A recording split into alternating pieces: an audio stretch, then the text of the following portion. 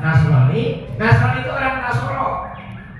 Ya, pengikutnya Nabi Isa alaihis salam. Yahudi dulu pernah ngaji sama Nabi Musa alaihis. Ada kitab yang namanya Taurat. Sedangkan Nasrani ada kitab yang namanya Injil. Cuma sebagian besar orang Yahudi, pengikutnya yang anak-anaknya Yahuda dapat membangkang sama Nabi Musa, bahkan bukan gak percaya sama Taurat Nabi Musa, bahkan berubah-ubah, bahkan mau membunuh Nabi Musanya.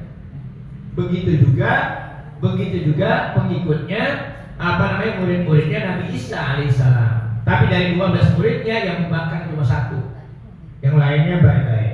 Ya, yang membangkang itu yang Badar itu tentunya. Jadi ibu wajar, ibu punya anak ada Badar 1 wajar. Ya, Nabi Isa aja muridnya yang dianggap sebagai anak, ya, bangkang. Ya. Dan Nabi Isa, ya, alhamdulillah belum pernah nikah, langsung diangkat sama Allah. Nabi yang masih ada Nabi Isa alaihissalam, Nabi Idris alaihissalam, dan Nabi Khidir alaihissalam. Percaya? Mau lihat? Nabi Muhammad udah melihat. Nabi Muhammad udah ketemu Nabi Idris di langit yang keberapa? Ketiga. Kedua atau ketiga Nabi Idris.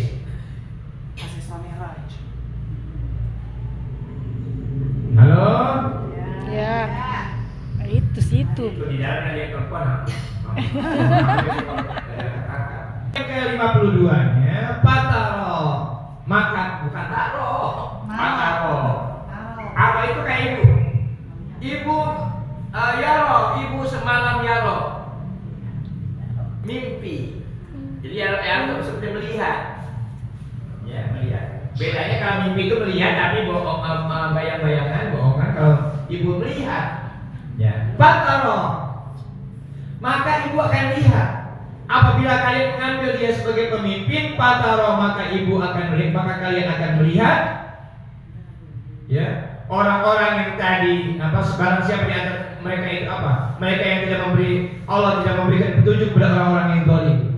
Tadi orang-orang zalim tadi yang membangkang sama Nabi Musa, yang membangkang sama Nabi Isa alaihis salam. Bukan hanya mau merubah ayat-ayatnya, tapi mau membunuh nabinya. Seperti itu. Akhirnya apa? Akhirnya ayat 52-nya pataro, maka kamu lihat sekarang. Kamu lihat sekarang siapa ya Allah yang aku lihat? Pataro alladzina, yani ibu-ibu fi qulubihim, yang dia ada di hati ibu itu maradun, masih punya penyakit. Enggak mau tobu hati. Tobu artinya obat, terapi. Hati. Dia punya obat, dikasih sama Allah, dikasih sama Nabi Muhammad, dikasih obat tobu hati, ada 5 obatnya, enggak mau diobatin. Akhirnya muncul di hatinya ujub. Ujub itu sombong yang gak kelihatan. Gua doang yang paling lagi. Gua yang jebaknya paling bagus ini. Gua doang nih yang yang rajin yang dapat duluan. Sombong amat. Itu ngomongnya kan ngomongnya gak pakai mulut, ngomongnya pakai hati, dalam hati. Itu namanya ujub. Apa namanya? Ujub. Nah, dia nggak mau ditombokin, nggak mau diobatin, nggak mau ngocok Quran dan maknanya, baca Quran sama isinya. Tombo hati ibu ono 5 perkara, ada 5 perkara kan? Ya, kaping pindo lagi belum nomor 1.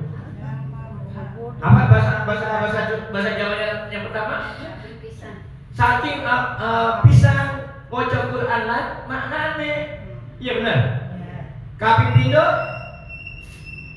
nomor 2 sholat wengi lakonono. Ibu udah punya dosa, banyak hatinya banyak penyakit, suka pokoknya hatinya rusak banget, udah suka dendam, suka iri, suka apa, gil. Ibu nggak mau baca Quran dan maknanya, nggak mau ngaji di Al-Mansuriyah dengan tafsirnya, nggak mau apa lagi, nggak mau baca hadis Riyadhus Shalihin dengan maknanya, dengan tafsirnya, nggak mau diobatin, atau nggak mau apa, nggak mau tadi apa? Sholat Cara obatnya, cara obatnya gimana? Ngaji. Kalau ibu-ibu di sini udah tahu obatnya. Ntar yang di online belakangan obatnya DM. Sholat obatnya ngaji. Nah begitu. Jadi kemudian apa Bu? Yang nomor 2-nya setelah sholat malam lakukan zikir wengi. Itu dulu apa namanya tuh Volkan soleh kumpul. Oh ini udah banyak penyakit di hatinya, udah banyak ada orang tetangganya orang baik jadi temenin malah ditinggalin. Udah lu malu soal ahli surga. Emang surga punya lu? Oh, udah sombong, kata-katain begitu. Sehingga kata Allah, wahai ibu-ibu yang ibu telah lihat orang-orang yang punya penyakit dalam hatinya. Nah, di sini maksudnya itulah tanda-tanda orang munafik. Tuh. Dia kenapa dia bisa janjinya nggak ditepatin? Kenapa dia amanahnya nggak dijalanin? Karena dia punya penyakit. Kalau penyakitnya udah nggak ada, baru dia bisa dijalanin. Jadi siapapun pemimpin yang punya penyakit, nggak akan bisa dia jadi pemimpin. Nah tadi tuh orang Yahudi, orang Nasrani yang membangkang tadi itu dia kenapa Allah larang dia jadi pemimpin? Karena hatinya punya penyakit. Jadi kalau ibu punya penyakit, ya kalau ada orang yang punya penyakit dalam hatinya, tapi kan Ustaz saya nggak tahu hatinya. Dia orangnya ganteng, udah saya coblos aja dah. Dia orangnya begini, baik, saya coblos aja dah. Saya pilih aja dah, PRT jadi PRT dia jadi PRW. Contoh yang terdekat. Saya udah tahu hatinya. Ini sehingga Allah bilang, hai ibu-ibu, coba ibu lihat. Nah, Allah pengen ngajarin cara melihatnya. Nah, dengerin, ya. Tuh, yang tidur bangun, ya. Lihat orang-orang yang marodun ada penyakit. Bersegeralah mendekati mereka Yahudi Nasrani, bilang sama dia. Ya. Lalu kemudian pada saat diomongin begitu, maka engkau akan melihat orang-orang yang ada penyakit dalam hati. Dia orang penyakit itu bersegera dia dekati mereka. Lalu dia mendekati orang Yahudi dan Nasrani yang punya penyakit tadi. Ternyata yang nyoblos juga punya penyakit. Yang nyoblos punya penyakit, yang dicoblos punya penyakit.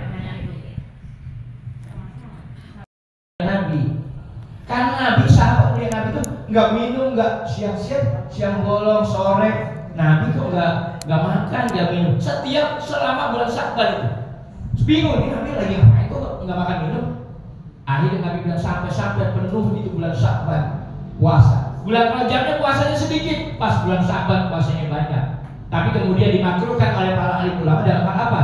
Dalam hal kita orang terakhir khawatir nggak siap nanti pas Ramadan yang wajib. Akhirnya setelah tanggal 15 nisfu Sya'ban kemudian dimakruhkan oleh sebagian ulama khawatir nanti masuk Ramadan kita nggak kerjain yang wajib. Itu ikhtiatannya. Ikhtiatan juga ini juga dipakai sama ikhtiatannya mazhab Syafi'i. Nganti ikhtiatan itu bahasa Arabnya, bahasa Jawanya nganti-nganti. Apa bahasa Indonesianya? Waspadalah. Takut, khawatir. Nganti-nganti. Bahasa Arabnya ikhtiatan. Nabi mah puasa. Karena itu bulannya Nabi juga bulannya menyiram. Ibu kalau nggak disiram-siram tanamannya bisa dimakan nggak besok panen? Bisa dipanen apa orang?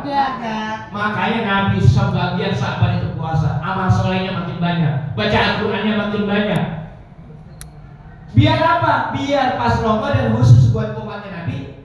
Bulan Ramadan bulannya Nabi, bulannya para umatnya Nabi Muhammad. Bulannya kita itu bulan panen. Ibu besok akan kaget tadarusan malam 1 Ramadan. Karena apa? Rojab nggak pernah baca Quran.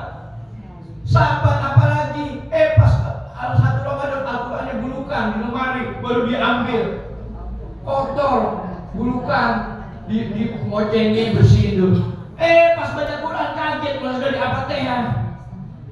Barang-barang tarusan kaget karena ibu kaget nggak kuat sampai 1 halaman acan-acan karena nggak pernah biasa baca Al-Quran di bulan-bulan sebelum itu. Jadi apa yang mau dipanen? Nanam orang, nyiram apa lagi?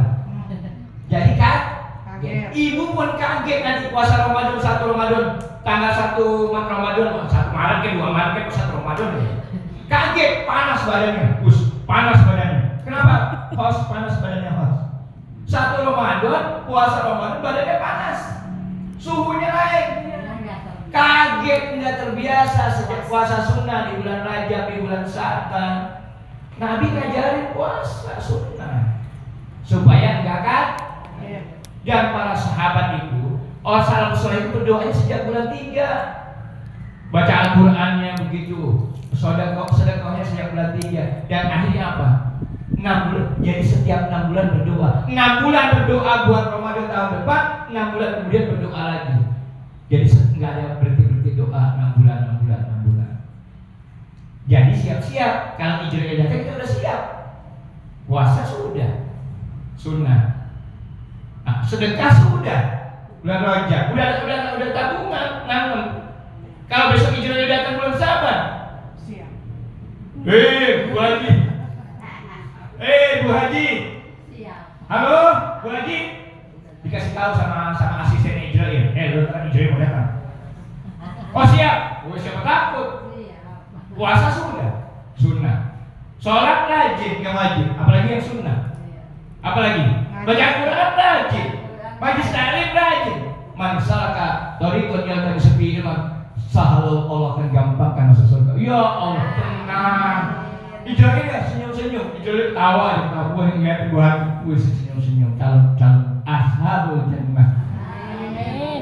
Udah ngomong banyak. Malaikat kagak capek. Penulis kitab Riyadhus Shalihin bukan Imam Nawawi Al-Bantani orang Banten, bukan. Yang nulis kitab hadis Riyadhus Shalihin ini orang-orang Damaskus, orang Suriah. Tahu Suriah Ibu? Suriah tahu Suriah? Syria. Suriah tahu Suriah? Syria tahu Suriah? Syria. Ibu kan lagi main, kalau ibu lagi tok-tok, ibu lagi main tok-tok, ibu lagi di Komar, ada orang Suriah, ini Suriah. Yang saya tadi bilang posisinya di sebelah kiri. Syam itu sebelah kiri. Kalau Yaman sebelah kanan. Makanya ini ya, payah tasawuf pahami. Ibu ya, seperti itu. Jadi kitab hadis Riyadhus Shalihin ini ditulis oleh siapa? Disusun. Tuh, hadisnya dari Nabi Muhammad, tapi disusun oleh Imam Nawawi Ad-Dimashqi. Bukan An-Nawawi At-Tambuni orang Tambun, bukan An-Nawawi Al-Buguri orang Bogor, bukan An-Nawawi At-Tasikmalaya orang Tasik, bukan. Bukan Imam Nawawi Al-Bantani orang Banten yang kuburan ibu pernah datang, pernah Bu? Sama Ustaz Juni pernah kan? Imam Nawawi Banten. Tapi ini Imam Nawawi orang Damaskus. Ini kitab hadis Riyadhus Shalihin. Dibaca semuanya, hadis yang orang Yaman, hadis yang riwayat sahabat, juga orang tabi'in. Benar nggak Imam Nawawi ini ngasih tahu ini? Benar, cuma kebanyakan kita bacanya nomor 3 dong. Akhirnya jadi pecah rame. Ya Allah. Salah siapa? Tapi jangan kenceng. Jangan kenceng ngomongnya. Jangan kenceng, pelan-pelan. Iya, maksudnya doain mudah-mudahan ustaznya diberikan petunjuk sama Allah, diberikan hidayah. Mudah-mudahan diampunkan segala hilang kesalahan. Begitu, dan ustaznya, jangan. Ibu ada yang bertanya, Bu? Nggak ada yang salah Pak Ustadz, kan cara penyampaiannya berbeda. Terus kalau kita kan ini kan Ini di sini ada yang bertanya juga. Kalau kita kan di sini kan terus menerus, makanya pengajiannya kan. Kalau kita cuma ngedenger kayak misalkan ceramah maulid, itu kan dia bener, karena itu ceritanya temporer, sewaktu-waktu. Cerita maulid, cerita Islam Mi'raj itu doang. Kalau ini kita ngajinya dari awal sampai akhir. dibilangin dari awal, dari asal. Sampai nanti siapa yang dipanggil duluan? Ibu duluan dipanggil, saya duluan. Kalau saya duluan kan Yuli yang ngisi, atau Ahmed, atau Pak Haji, Apa kali duluan? atau kalau saya belakangan, ibu belakangan, saya lebih belakangan lagi. Ayo. Sebentar, ya udah, satu di Komar siapa yang nanya? Sebelum Nabi Isra Mi'raj, ibadah apa yang dilakukan? Ini pertanyaannya, Bos. Nabi Isa alaihissalam sholat seperti sholatnya dari Nabi Adam sampai Nabi Isa sholat juga, cuma syariatnya caranya beda-beda. Ada yang dijelaskan, sebagian kitab-kitab jarang menjelaskan bagaimana sholatnya. Yang sering dijelaskan adalah puasanya. Contoh Di kitab-kitab kuning, di kitab-kitab putih pernah jelaskan tentang puasanya Nabi Daud, dan itu diajarkan Nabi Muhammad. Satu puasa, besok enggak puasa itu. Tapi masalah sholat jangan diungkap oleh para alim ulama, dan ulama juga mendapatkan dari hadis-hadis Nabi Muhammad SAW tentang sholat ibadahnya. Tapi perintahnya setelah Isra Mi'raj. Apakah Nabi sholat? Nabi tetap ruku dan sujud. Coba lihat, Isra Mi'raj itu kejadiannya adalah antara Nabi tinggal di Mekah dengan Nabi tinggal di Madinah. Perhatikan, Isra Mi'raj dulu apa hijrah dulu? Isra dulu baru hijrah. Oke? Dilaporin dulu. Begitu penyembahannya kan ke mana dulu? Ke Masjidil Aqsa dulu. Kemudian pindah ke Masjidil. Sekian, terima kasih. Jadi syariatnya berbeda pendapat. Insya Allah pengukuhan tauhid dulu. Iya. Karena betul kata Ustaz Joko Tingkir di bawah. Iya memang karena di Mekah itu adalah surat-surat Al-Qur'an. Ya ayyuhalladzina amanu, ya ayyuhan nasu, wahai manusia, disuruh agama Islam benar-benar ngaji benar. Makanya pada saat Nabi tinggal di Mekah dilarang ziarah kubur. Tapi pada saat Nabi tinggal di Madinah disunahkan ziarah kubur karena akidahnya sudah kuat. Benar Ustaz, terima kasih. Oke?